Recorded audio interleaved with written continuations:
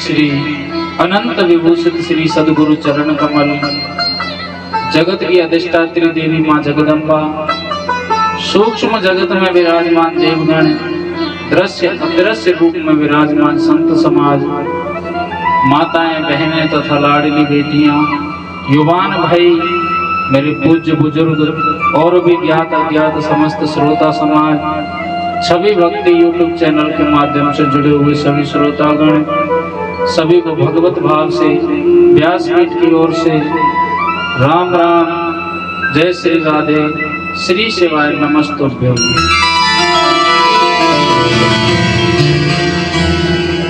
मृत्युंजय महादेव परिवार के तत्वाधान में चल रही भगवान शंकर की प्रत्यक्ष मूर्ति श्री तप शिव महापुराण दिव्य कथा का आज द्वितीय दिवस यानी दूसरा दिन है। तो आइए अपने मन को महादेव चरणों में लगा करके वाणी को पवित्र करते हुए भगवान नाम के सारे कथा में प्रवेश करना है। सभी को हमारे साथ बड़े ही भाव से ताली बजाते हुए भोलेनाथ प्रभु श्री राम जी का गुणगान करना है।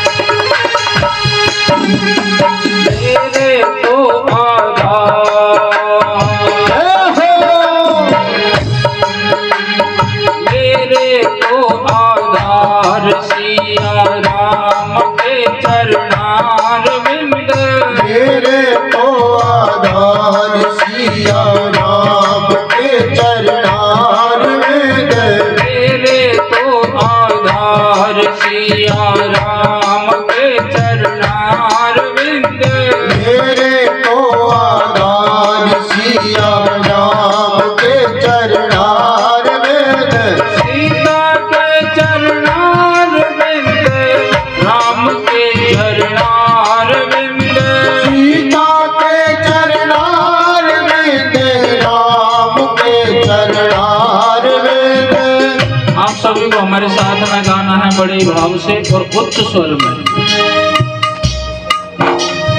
गौरा के चरणार बिंद, भोले के चरणार बिंद,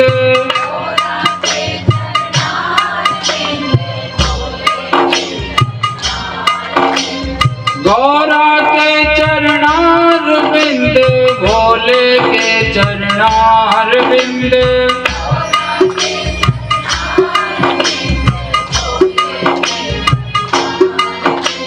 मेरे तो आधार शंभु बाबा के चरणार बिंद, मेरे तो आधार शंभु बाबा के चरणार बिंद, मेरे तो आधार। हर हर महादेव।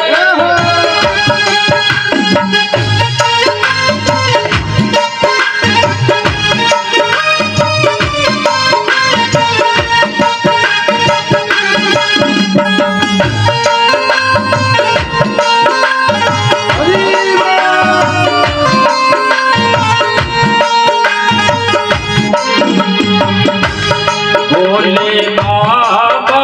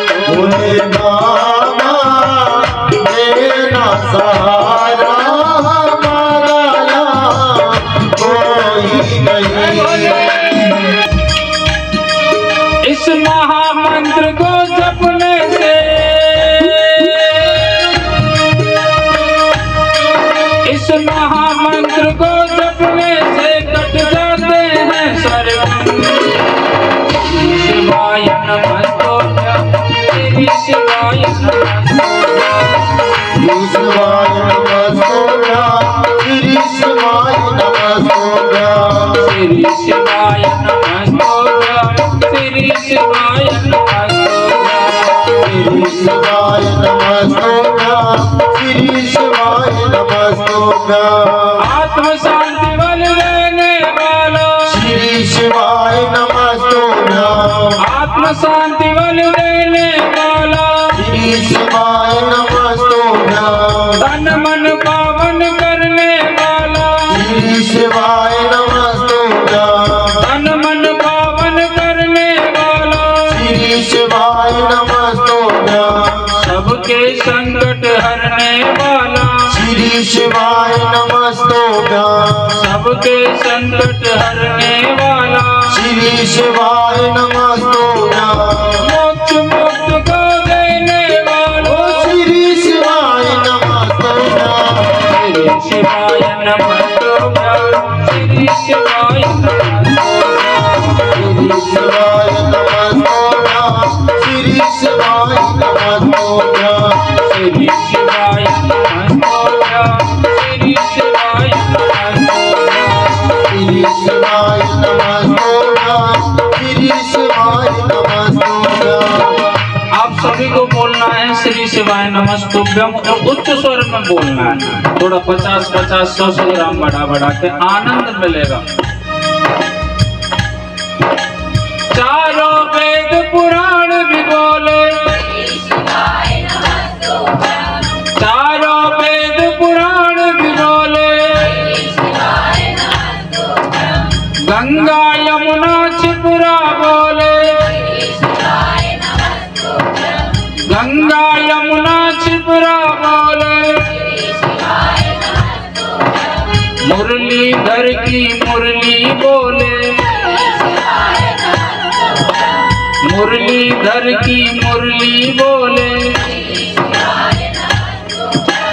रमाकांत के साथ में बोलो श्री शिवाय नमस्तुभ्यं श्री शिवाय नमस्तुभ्यं श्री शिवाय श्री शिवाय नमस्तुभ्यं श्री शिवाय नमस्तुभ्यं श्री शिवाय नमस्तुभ्यं श्री शिवाय नमस्तुभ्यं श्री शिवाय नमस्तुभ्यं श्री शिवाय नमस्तुभ्यं उठाइए अपने दोनों हाथ और ताली बजाते हुए बाबा के पंचाक्षर मंत्र को स्मरण करते हुए कथा की ओर चलते हैं उठाइए सीधे सीधे दोनों हाथ और क्या कहना है ओम नमः शिवाय हरि ओम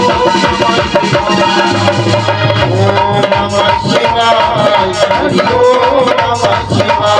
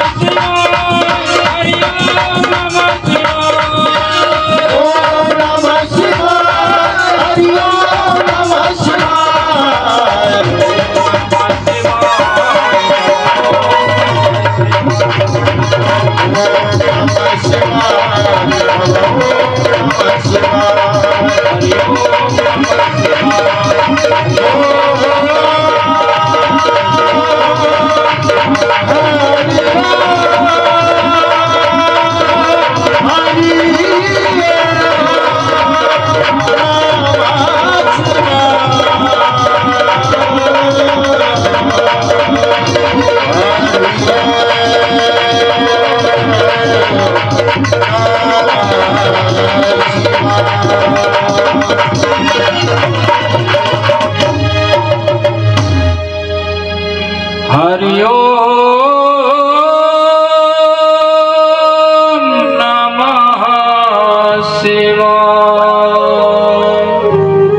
बोलिए शंकर भगवान की जय श्री शिव महापुराण की जय जगत जननी जगदम्बा मैया की जय। नमः पार्वती पते हर हर हर महादेव शंभो। शंभो।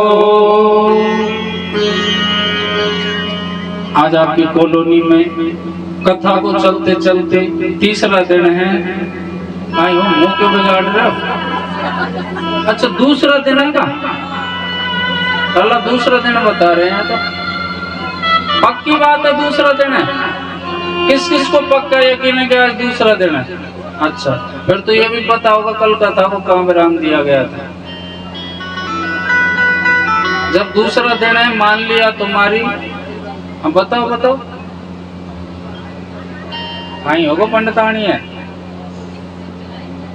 नहीं वो बता तो सही रही है, एक बार इनके लिए ताली बजा दो।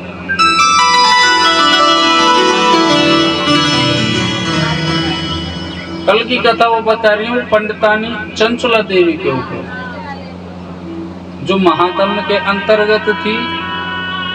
एक दिन शिव महापुराण के अंतर्गत यजमान बन करके उसने अपने पति का उद्धार करवाया। महात्म्य की कथा संकेत देती है कि समाज में हमारे विधवा माताओं को प्रति लेकर के न जाने कैसी कैसी भ्रांतियां हैं। शुभ कर्मों में उनको आगे नहीं आने देते। ये इस बात को शास्त्र नहीं कहते, पुराण नहीं कहते, ये सामाजिक लोग कहते हैं। अगर विधवाओं को शुभ कर्म में पूजा पाठ में आगे नहीं आने का अधिकार होता तो चंचला देवी ने कैसे शिव महापुराण की यजमान बन करके पूजा करे? ये सामाजिक भ्रांति ऐसे दूर किया गया। कभी भी माताएं अशुभ होती नहीं है। जो जन्म देने वाली आप सोचिए वो कभी अशुभ हो सकती है क्या? वो कभी अनिष्ट चाहती है कि वो तो अपना संतान के अपने कुल का हमेशा ही कल्याण चाहती है। माताएं कभी अशुभ नहीं होती। तो आइए वहीं चलते हैं जहाँ सोनकादि ऋषि यानी 88,000 महात्मा बैठे हुए हैं।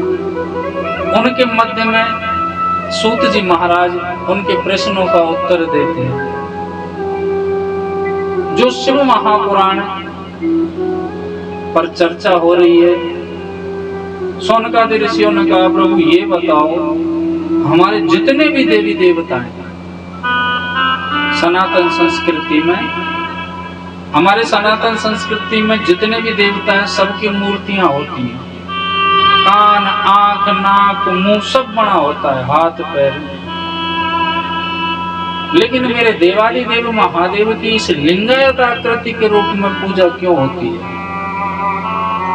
समाज में अनन्य भ्रांतियां इस बात को लेकर के पड़ी हुई हैं। कोई कुछ कहता है, कोई कुछ कहता है। केवल लिंगायत आकृति के रूप में जितने भी हमारे देवी देवता हैं सनातन के, सबकी मूर्तियां हैं अच्छी अच्छी, बड़ी सुंदर सुंदर। और हमारी सनातन संस्कृति में हमारे देवी देवताओं की संख्या कही गई है। कितनी है पता है क्या आपको? 33 करोड़ है ना?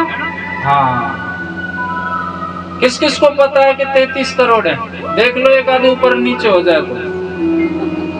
अब यही तो अनर्थ है। हमारी सनातन संस्कृति में तो नहीं है 33 करोड़। 33 कोटि जरूर है, करोड़ नहीं है।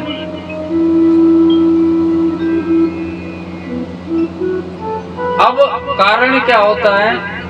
जब बात चली है तो चलो सुनाते हुए चलते हैं। 2 मिनट की बात है और अच्छी बात है, ये भ्रांति निकलनी चाहिए। शिव महापुराण कथा हुई और लोगों की भ्रांति ना निकले फिर गलत बात। आपने देखा होगा कि जो दूसरे पंथ के लोग हैं, संप्रदाय के लोग हैं, वो कभी भी अपने धर्म ग्रंथों पर उंगली नहीं उठाते, अपने भगवान पर उंगली नहीं उठाते, अपने पूजा पाठ पर उंगली नहीं उठाते। लेकिन सनातन संस्कृति के लोग अपने भगवान पर भी उंगली उठाते हैं, अपने धर्म ग्रंथों पर भी उठाते हैं, पूजा पाठ पर भी उठाते हैं, यहाँ तक कि अपने माता पिता पर भी उंगली उठा देते हैं। आप मुस्लिम पंथ के लोगों को देख लो कि कभी भी वो लोग जिसे अपना भगवान मानते हैं कभी भी उसकी अवहेलना नहीं करते, कभी उंगली नहीं उठाते। उनका जो धर्म ग्रंथ है उसका नाम है कुरान, उस पर कभी उंगली नहीं उठाते। क्यों? क्योंकि मुस्लिम पंथ के लोग जिनकी जो ग्रंथ लिखा हुआ है वो उर्दू भाषा में लिखा हुआ है, वो उर्दू लिखना भी जानते हैं, पढ़ना भी जानते हैं और उसका भली भांति अर्थ भी समझते हैं कि इसका अर्थ क्या है। ईसाई धर्म के लोग जिनका धर्म ग्रंथ है बाइबल, उसकी भाषा है इंग्लिश, वो पढ़ना जानते हैं, लिखना जानते हैं, उसका उत्तर समझते हैं, आंसर समझते हैं अच्छी तरीके से, कभी उंगली नहीं उठाते। लेकिन हमारे संप्रदाय के, हमारे सनातन के लोग जो प्राचीन धर्म है, सनातन धर्म, उस पर उंगली उठाता है।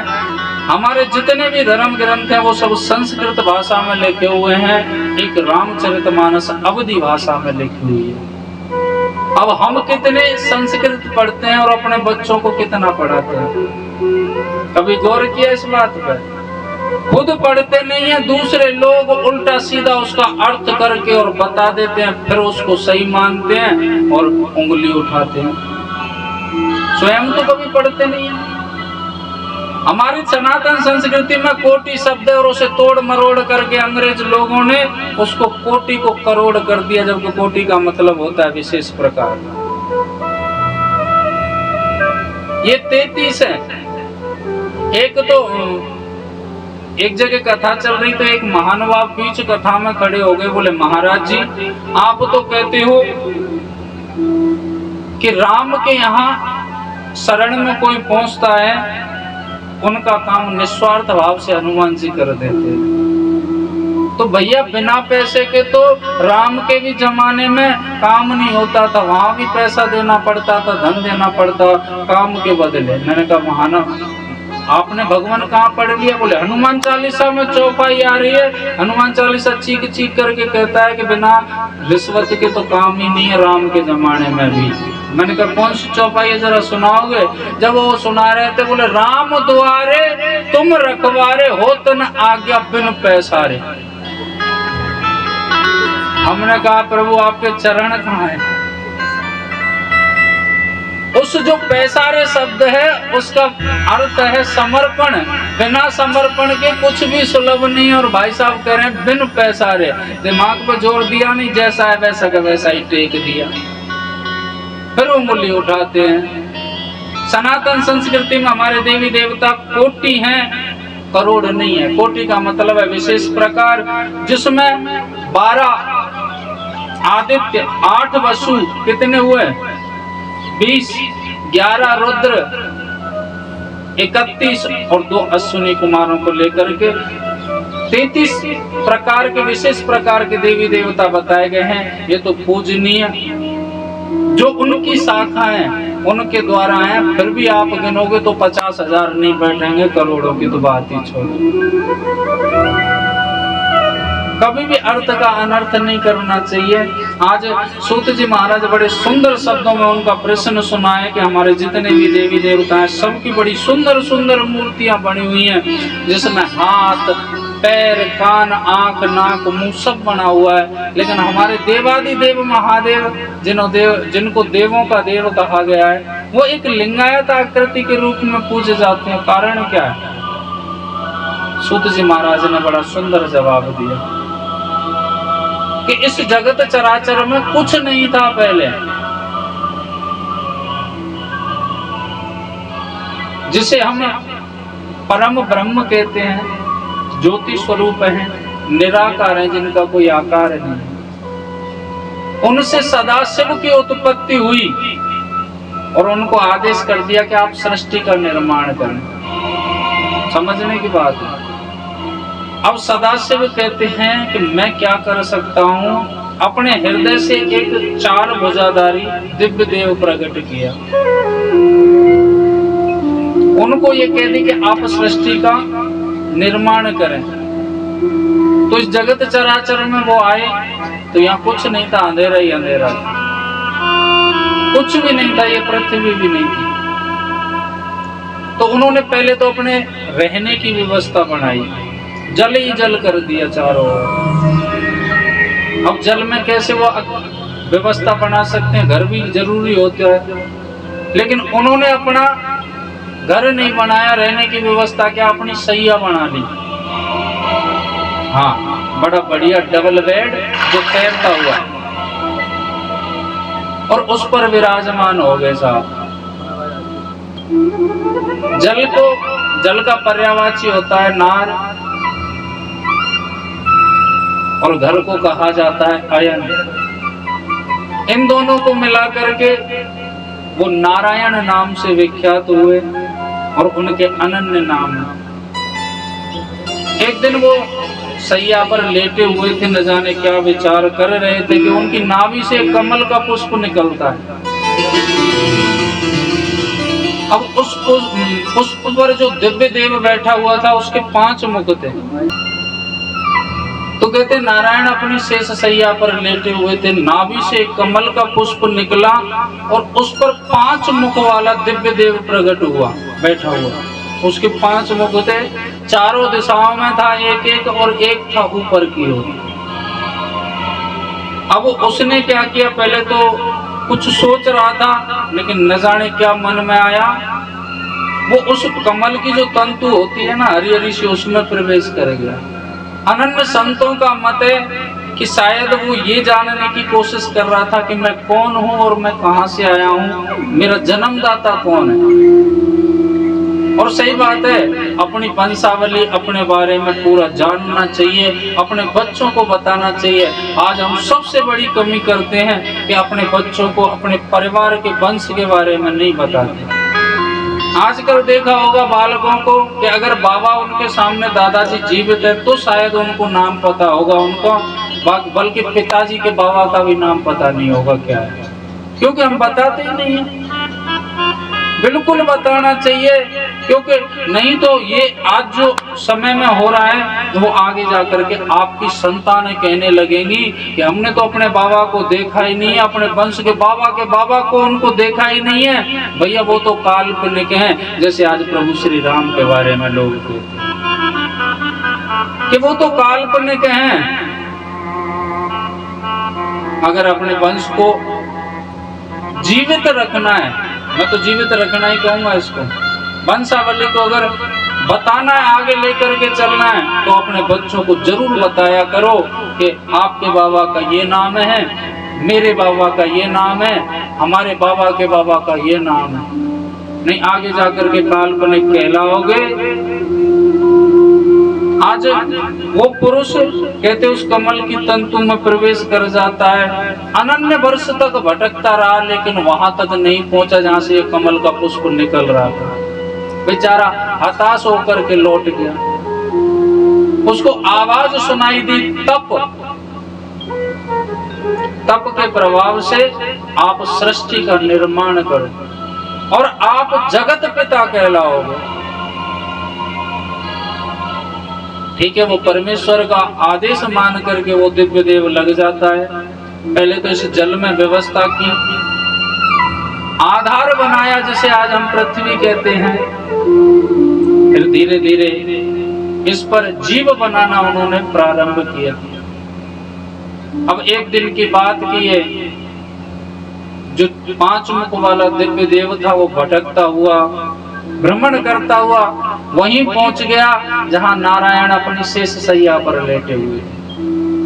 अब क्या है कि जो 5 मुख वाला दिव्य देव था, उसने सुना कि मैं भविष्य में जगत पिता कहलाऊंगा और मेरे अलावा यहाँ कोई है ही नहीं, क्यों ना आज से ही कहलवाना प्रारंभ कर लूं। यानी अपने मन से ही बड़ा बन गया कि मैं ही हूँ इस सृष्टि में सबसे बड़ा।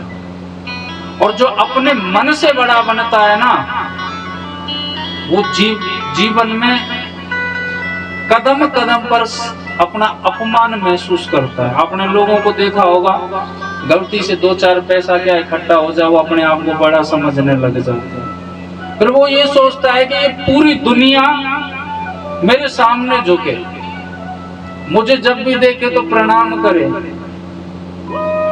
ऐसा ही ब्रह्मदेव के मन में आ गया। नारायण के पास में पहुंचे, नारायण ने तो उनको देखा, नीचे सिर कर लिया। अब उनको बुरा इसी बात का लगा साहब कि ये कैसा व्यक्ति है, जब मैं जगत पिता हूं तो इसको भी मैंने बनाया होगा कहीं ना कहीं, और ये मूर्ख, तो इसको पता नहीं बड़ों को प्रणाम किया जाता है। आकर के नारायण से भिड़ने लगा, तुझे पता नहीं बड़े लोगों के साथ में कैसा व्यवहार किया जाता है, कैसा सम्मान दिया जाता है। मैं जगत पिता हूँ। तो नारायण की खासियत थी कि कोई भी बात होती, चाहे कोई उनका अपमान कर रहा है, कोई सम्मान कर रहा है, उनकी मुस्कुराहट कभी भी चेहरे से जाती नहीं थी, हर वक्त मुस्कुराहट रहती थी। मुस्कुराए और बोले, क्षमा करना, आपने मुझे नहीं बनाया बल्कि मैंने आपको बनाया। आप मेरे जन्मदाता नहीं है, मैं आपका जन्मदाता हूं, यानी मैं पिता हूं आपका, आप जगत पिता हो सकते हैं। अब तो कहते हैं इसी बात को लेकर के साहब झगड़ा होने लगा। झगड़ा ऐसा होने लगा कि युद्ध की संभावना बन गई। युद्ध होने के लिए तैयार था, उस युद्ध को रोकने के लिए सदाशिव ने इस धरा पर, इस पृथ्वी पर उन दोनों के मध्य में एक विशाल आकार लिया, इस लिंगायत आकृति के रूप में। सदाशिव इस धरा पर विराजमान हो गए उन दोनों के मध्य में, और साहब उनकी गहराई नीचे की ओर देखते हैं तो पता नहीं है कितनी है, ऊंचाई देखते हैं तो सिरा नजर नहीं आता। उस लिंगायत आकृति में से आवाज आई कि आप दोनों झगड़ क्यों रहे हो, आपका कार्य क्या है, आपका लक्ष्य क्या है, उसे भूल करके आप दोनों, आपको सृष्टि बनाने का कार्य मिला है और आप दोनों ही आपस में झगड़ रहे हो, ये तो अनर्थता का कारण बन जाएगा। ब्रह्मदेव बोले झगड़ने की तो बात ही है, इसको मैंने बनाया और ये कह रहा है कि मैंने तुझे बनाया, जबकि बड़ा मैं हूं और बनने की कोशिश ये कर रहा है। नारायण की ओर संकेत करते हैं। लिंगायत आकृति बोली, उसमें से आवाज आई, बोले लड़ने झगड़ने की तो कोई बात नहीं है, इसका फैसला तो मैं कर सकता हूँ, कौन बड़ा है और कौन छोटा है। बोले बताइए। बोले जो तुम्हारे सामने ये लिंगायत आकृति दिख रही है, या तो इस आकृति का कोई सिरा ऊपर का पता लगा करके पहले यहाँ आ जाए, या कोई नीचे की गहराई पता लगा करके आ जाएगा, उसी को बड़ा घोषित कर देंगे। ब्रह्मदेव बोले कि मैं तो ऊपर की ओर जाऊंगा, मैं नीचे क्यों जाऊं। नारायण तो समझते थे कौन है सदाशिव, मन ही मन उनको प्रणाम कर लिया और बोले भैया मैं तो नीचे ही जाऊंगा। लिंगायत आकृति में से आई, बोले नीचे क्यों जाओगे, जब इन्होंने ऊपर का चुना तो तुम भी तो कुछ कह सकते हो। बोले नहीं, मैं तो नीचे ही ठीक हूँ। कहते हैं कि बड़ों के चरणों में जो आनंद आता है जीवन जीने का, वो सिर पर बैठ करके नहीं आता साहब, हकीकत बात है। हमारे जो पूज्य बुजुर्ग आदर्श हैं, जिनके द्वारा संसार जीने की हमें प्रेरणा मिलती है, उनके चरणों में जो आशीर्वाद मिलता है बैठ करके, वो सिर पर बैठ करके नहीं मिलता। नारायण बोले मैं तो ठीक हूँ यहीं। कहते हैं थोड़ी बहुत दूर गए उन्होंने, उनको तो पता था कि शिव की तो था लेना कोई सरल बात नहीं, आसानी नहीं, नामुमकिन है, क्योंकि शिव आदि अनंत है, क्या कर सकते हैं। लेकिन फिर भी फॉर्मेलिटी तो पूरी करनी पड़ती है। थोड़े बैठे, थोड़ी दूर गए, घूम घाम के आकर के बैठ गए। ब्रह्मदेव की प्रतीक्षा करने लगे। अब ब्रह्मदेव ने हंस अवतार लिया था, रूप लिया था हंस का। ऊपर की ओर उड़ते जा रहे, लाखों बरस हो गए उनको भटकते भटकते। अब वो सोच रहे, बोले ऊपर पता ही नहीं कितना है, चलते जा रहे हैं। अचानक से ऊपर से एक गिरता पड़ता उनको एक पुष्प नजर आता है। जैसे नजर पड़ा, ब्रह्मदेव बोले ओए रुक भले आदमी रुक, तू यहाँ कैसे और कौन। बोले क्या करें साहब, हमारा कहीं स्थान ही नहीं है। तुम हो कौन। बोले मैं केतकी का पुष्प हूँ, यही भ्रमण करते रहते हैं, कहाँ जाए। बोले इतना उदास मत हो, तू मेरे साथ चल पृथ्वी पर और मैं तेरी पूजा करवा दूंगा हमेशा हमेशा के लिए। कहते हैं किसी से कोई कार्य करवाना होता है तो उसे लालच दिया जाता है। जैसे हमारी माताएं छोटे छोटे बालक होते हैं, बोले फलाना काम कर दे तेरे को चॉकलेट दूंगी। थोड़ा बड़ा और हो जाए, बोले 50 रुपए दूंगी, फलाना काम कर दे। और बड़ा हो जाए, लालच कहते हैं कभी किसी को देना ही नहीं चाहिए। अपनी संतान जब छोटी होती है ना, उसको ये समझाओ कि माता पिता बड़ों का जो वचन है वो किसी काम के लिए कहते हैं, तो उस कार्य को करना हमारा परम धर्म है। तुरंत बालक आवाज से खड़ा हो जाना चाहिए, ऐसे संस्कार देने चाहिए, लालच नहीं देना चाहिए। लालच उसका ऐसे बढ़ता जाता है साहब, लालच की कोई पराकाष्ठा नहीं होती। एक चूहा था बेचारा, चूहा, उसके पीछे बिल्ली पड़ी हुई थी, भागता भागता एक कुटिया में प्रवेश कर गया और उसमें एक संत महात्मा भजन कर रहे थे। गोदी में जाकर के छुप गया, क्योंकि संत महात्माओं की कुटिया में चारों कोने खाली रहते हैं, उनका आसन लगा रहता है और धूना लगा रहता है। उसकी गोदी में जाकर के संत महात्मा की में वो चूहा बैठ गया। जब बिल्ली वहां देख दाख के चली गई, संत महात्मा जी ने बोला, बोले अब तो गोदी से बाहर आ जा, अब तो बाहर आ जा। चली गई बिल्ली, बेचारा डरता डरता आया। महात्मा जी ने कहा, बोले डर क्यों रहा है तू? बोले अगर मैं यहाँ नहीं छुपता ना प्रभु, तो ये बिल्ली मुझे चट कर जाती। तो बोले अगर मैं तुझे बिल्ली बना दूं तो? बोले फिर तो आनंद ही आ जाएगा। ठीक है जी, संत महात्मा ने उसको बिल्ली बना दिया। अब तो बिल्ली बना के, चूहा जब बिल्ली बन गया हो गया, वो रुक रहा है, सीना तान के चले जाओ। जैसे कुटिया से निकला, आगे कुत्ते मिल गए। कुत्तों ने फिर भरभट लगाई लौट करके बाहर। बोले प्रभु एक काम करो, मुझे बिल्ली नहीं कुत्ता बना दो, बिल्ली नहीं कुत्ता बना दो। संत महात्मा ने कुत्ता बना दिया। फिर से कुटिया से बाहर निकला और थोड़ा घूमता हुआ जा ही रहा था कि आगे से शेर आ गया। शेर ने फिर लगाई, जो दौड़ करके कुटिया में। बोले बाबा बाबा एक काम करो, मुझे आप शेर बना दो। संत महात्मा ने शेर बना दिया। जैसे शेर बनाया, अब उस शेर के मन में, जब शेर बन गया तो उसके मन में आया महात्मा को खाने का। और जैसे ही खाने की कोशिश की, झपट्टा मारने के लिए हुए, हाथ में जल लिया महात्मा जी ने और तुरंत छिड़क दिया, फिर से चूहा पड़ गया। लालच हमेशा व्यक्ति को पतन की ओर धकेलता है। उसको चूहा बनाया, मन में आ गया बिल्ली बन जाना चाहिए।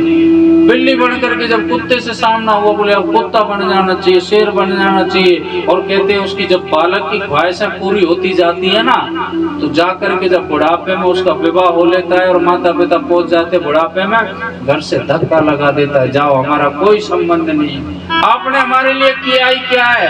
अगर ये बात ना आती हो तो बता दो मुझे। बच्चे से कार्य करवाओ, उसे सिखाओ कि माता पिता की आज्ञा का पालन करना तेरा परम धर्म है। बड़ों की आज्ञा का पालन करना तेरा परम धर्म है। माता पिता या कोई बड़ा आवाज लगाए, तुरंत बालक खड़ा होना चाहिए। ये नहीं कि तुझे चॉकलेट दूंगी, लालच तो बिगाड़ता है। उस केतकी के पुष्प से कहते हैं ब्रह्मदेव बोले नीचे चल धरा पर, मैं तेरी हमेशा पूजा करवा दूंगा, लेकिन उसके बदले एक कार्य करना पड़ेगा मेरा। बोले कहिए। बोले कार्य ये है कि वहां जाकर के एक लिंगायत है, यह आकृति दिख रही है, इसका नीचा है, वहां एक दिव्य देव और बैठा होगा। उसके सामने सिर्फ इतना कहना है कि मैंने ऊपर का सिरा देखा है, और इतना भी मत कहना अगर मैं हाँ कहलवाऊं तू तो हाँ कह देना, और ना कहलवाऊं तो ना कह देना। इतना तो कर सकता है? बोले इतना तो कर सकता हूं। शिव महापुराण की कथा कहती है कि इस सृष्टि का जो सर्वप्रथम गवाह था वो ही झूठा था, तो आज के समय में इस कल काल में साचा गवाह कहां से आएगा? जो कोर्ट कचहरी में गवाही दिलाई जाती है वो धन दे करके झूठी गवाही होती है साहब। ब्रह्मदेव के साथ में केतकी का पुष्प आया और ब्रह्मदेव कहते हैं कि मैंने ऊपर का सिरा देखा है। बोले ऊपर का सिरा देख लिया? नारायण कहते देख लिया? बोले बिल्कुल। लिंगायत आकृति में से आवाज आई, बोले ये झूठ बोल रहा है, ये ब्रह्मा झूठ बोल रहा है। कहते हैं कि उसमें से दो, एक तो त्रिशूल निकला और एक श्राप निकला, शब्द निकला। त्रिशूल निकला जो ब्रह्मा ने ऊपर के मुख से झूठ बोला था उसको काट दिया, और श्राप निकला रे केतकी के पुष्प, तूने लालच वसा आकर के इसके साथ झूठी गवाही दी, इसलिए मैं तुझे श्राप देता हूँ, तुम मेरी पूजा में कभी भी काम नहीं आई। अब तो कहते हैं कि जैसे त्रिशूल निकला, पांचवा सिर काटा, नारायण तो समझ गए कि सृष्टि बनने से पहले प्रलय आने वाली है। चरणों में स्तुति करते हैं प्रभु, ये ब्रह्मा तो नादान है, ये तो ब्रह्मा नादान है, मैं आपसे क्षमा मांगता हूँ और इसे सद्बुद्धि प्रदान करें। तो महादेव का सब स्वभाव ही ऐसा है कि क्रोधित भी बहुत जल्दी होते हैं और शांत भी बहुत जल्दी होते हैं। ये तो कुछ भी नहीं है। कहते जब माता सती योग अग्नि के द्वारा जल करके नष्ट हो गई थी, अपनी देह को जला दिया था, उसका कारण क्या था? माता सती के पिताजी, उन्होंने अपशब्द कहा था महादेव के लिए, वो सहन नहीं हुआ। पत्नी जल करके मर गई और नारद जी के साथ में देवता जाकर के महादेव की जरा सी स्तुति करते हैं, उससे ही प्रसन्न हो जाते हैं। बताओ, ये भोला भंडारी है साहब। लेकिन ये भोला भंडारी अपने भोले वाले भक्तों के लिए है साहब। इससे कोई होशियारी दिखाता है या इसके भक्तों को कोई परेशान करता है तो इसका एक और रूप आता है जिसे हम महाकाल के नाम से जानते हैं। सारे रूप विद्यमान है बाबा महादेव के अंदर। फर्क इतना है कि भक्त कौन से रूप में उसे भजना चाहेगा, उसी रूप में कल्याण कर देता है अपने भक्त। नारायण ने जैसे उनसे प्रार्थना की, क्षमा कर दिया, आवाज आई लिंगायत आकृति में से कि सुनो, आज से ना तो तुम दोनों में कोई छोटा है और ना ही कोई बड़ा है। आपको जगत पिता होने की आकाशवाणी हुई तो ब्रह्मदेव आप जगत पिता कहलाओगे, सृष्टि का निर्माण आप करोगे। और जब सृष्टि बन जाएगी तो प्रभु नारायण उसका पालन पोषण का कार्य आपको मैं सौंपता हूँ। नारायण हाथ जोड़ करके, जी प्रभु। नारायण बोले, बुद्धिमान तो थे ही, बोले प्रभु मन में एक शंका है और वो शंका कोई साधारण नहीं, विनाश वाली शंका है, उसका समाधान आप करो। बोले क्या? बोले कि जब ब्रह्मदेव सृष्टि बनाते जाएंगे और मैं उनका पालन पोषण करता जाऊंगा तो इतना आधार हम नहीं बना सकते कि उस सृष्टि का भार वो सहन कर सके। आधार का मतलब है पृथ्वी, भार वो सहन कर सके। महादेव बोले साफ साफ बताइए। उस लिंगायत आकृति में से आवाज आई, बोले आप साफ साफ बताइए, कहना क्या चाहते हो? बोले प्रभु प्रकृति में एक नियम ऐसा स्थापित और करवा दो कि सृष्टि बनती भी रहे और लास्ट में बिगड़ती भी रहे, जिससे संतुलन बना रहेगा आधार। यानी एक सृष्टि को मिटाने वाले की व्यवस्था और करो। लिंगायत आकृति में से आवाज आई, बोले कि मैं दो को बनाया, एक को बनाया, उसने अपनी सहायता के लिए एक और बना लिया, आपस में झगड़ने लगे, कहीं ऐसा ना हो मामला बिगड़ जाए। एक काम करो, वो लास्ट का कार्य आप मेरे ऊपर छोड़ दो, वो कार्य मैं अपने ऊपर सौंपता हूं। तो कहती है ये सृष्टि जो है ये तीन के अधीन, ब्रह्मा विष्णु और है महेश। कौन को नाम है? ये तो हमारे मामा जी का नाम है। अच्छा भोलेनाथ का भी नाम है क्या? फिर तो ठीक है। ये सृष्टि तीन के अधीन है, ब्रह्मा विष्णु और भोलेनाथ। बनाया ब्रह्मदेव ने और बना रहे हैं ब्रह्मदेव, पालन पोषण करने वाले हैं प्रभु नारायण, और अंत में संहार कर देते हैं देवाधिदेव महादेव। ये व्यवस्था हो गई। हाथ जोड़ करके फिर खड़े हो गए। नारायण प्रभु एक प्रार्थना थी आपसे, कहो। भक्तों के कल्याण के लिए जब आप इस धरा पर प्रकट ही हो गए तो आप यहीं स्थापित हो जाइए। आकृति में से आवाज आई कि ठीक है नारायण, जब आप आग्रह करते हो तो मैं सर्वप्रथम इस धरा पर इस लिंगायत आकृति के रूप में प्रकट हुआ। जो भी भक्त मुझे इस रूप में मुझे पूजेगा उसे मैं मनोवांछित वर प्रदान करूंगा, फल प्रदान करूंगा। इसलिए महादेव की पूजा इस लिंगायत आकृति के रूप में होती है, क्योंकि सर्वप्रथम इस धरा में इसी रूप में महादेव प्रकट हुए। बोलिए शंकर भगवान की। और कहते हैं इस बाबा की आराधना करके लोग अपने जीवन को धन्य बना रहे हैं। अपनी समस्या इससे जाकर के कहते हैं और ये सुन लेता है, जरूर पूरी करता है। जब भी तो कहते हैं नाम संकीर्तनम यस्य, शिव का नाम उच्चारण किया जाए। लगा ले उनसे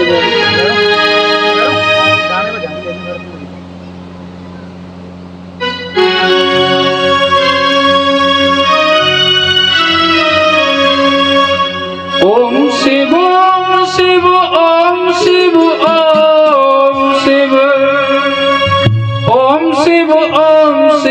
रटता जा। नमः शिवाय ओम नमः शिवाय, नमः शिवाय तू रटता जा। नमः शिवाय ओम नमः शिवाय, नमः शिवाय ओम रटता जा। ओम शिव ओम शिव ओम शिव ओम शिव ओम शिव ओम शिव ओम शिव ओम शिव ओम शिव रटता जा। नमः शिवाय ओम नमः शिवाय, नमः शिवाय तू रटता जा। नमः शिवाय ओम नमः शिवाय, नमः शिवाय ओम रटता जा।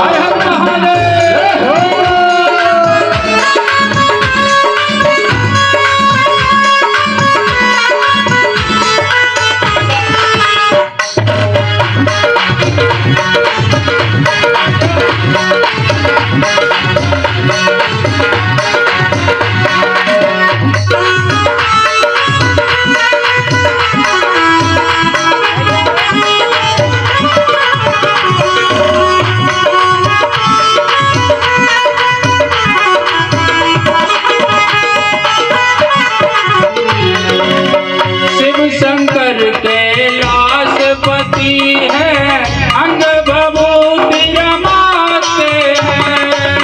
शिव शंकर कैलाशपति है, अंग भभूति रमाते हैं।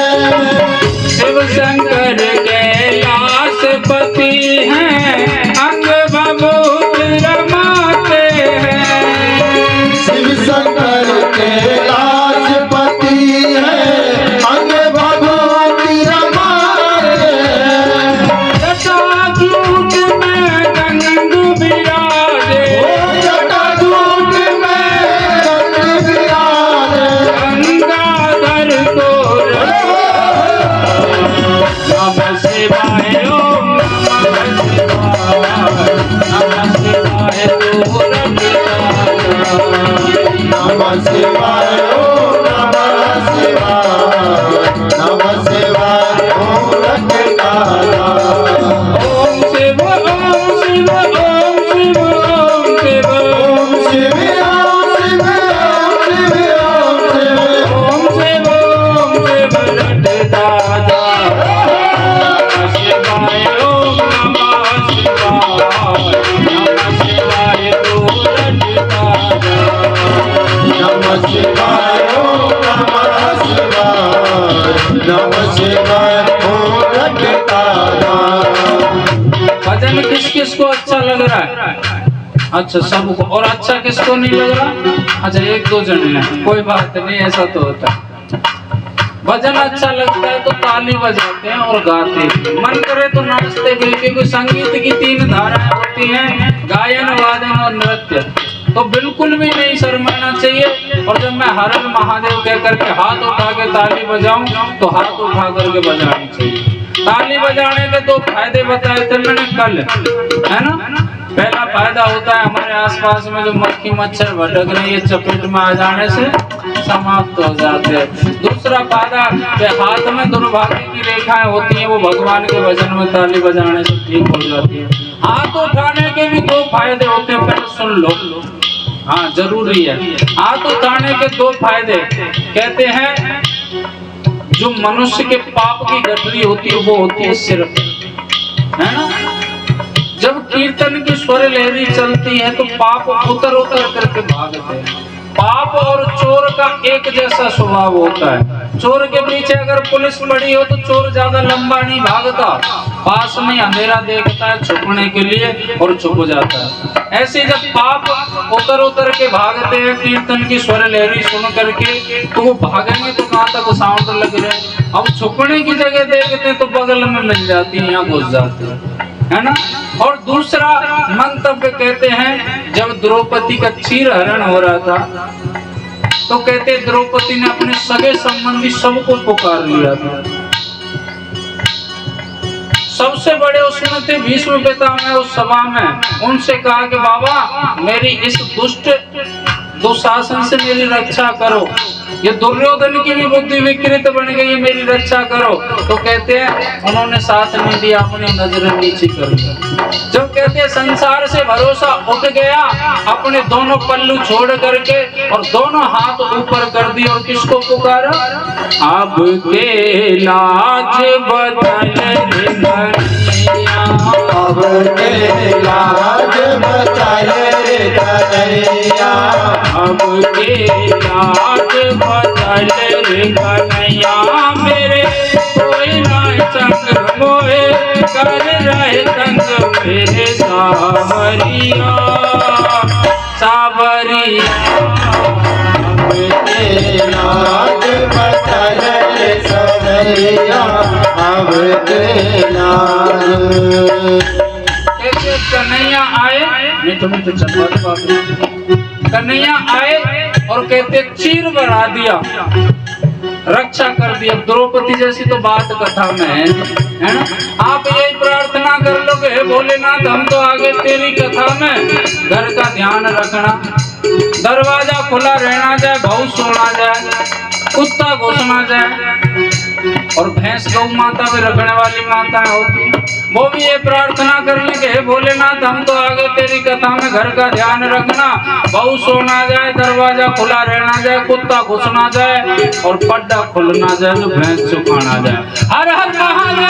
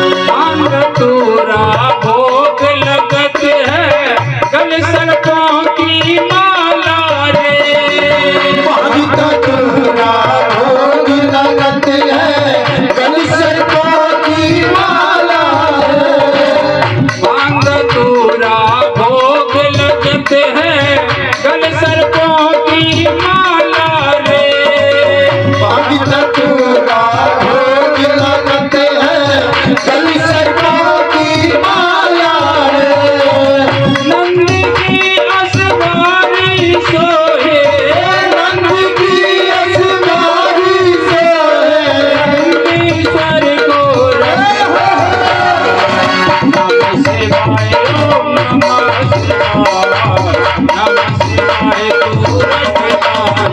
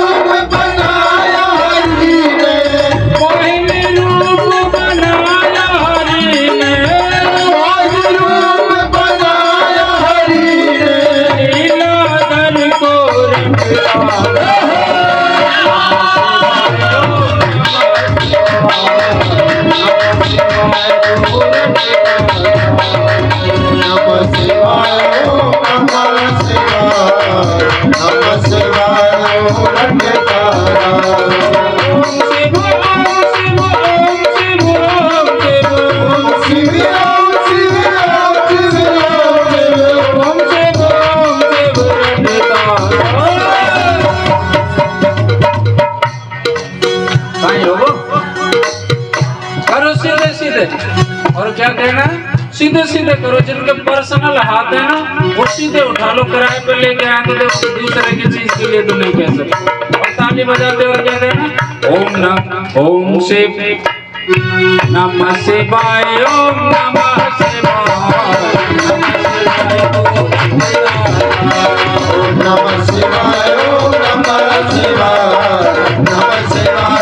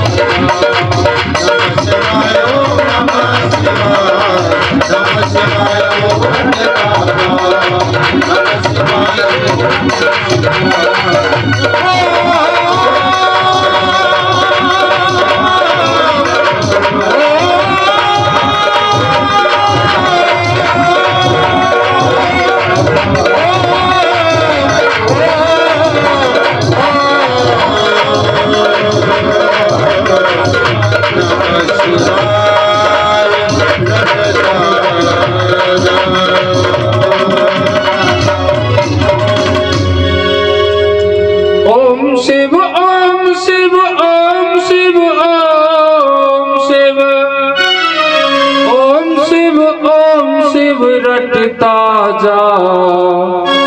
नमः शिवाय, ओम नमः शिवाय, नमः शिवाय तू रटता जा। बोलिए शंकर भगवान की जय हो, श्री शिव महापुराण की जय हो, आज के आनंद की जय हो। आगो। नमः पार्वती पते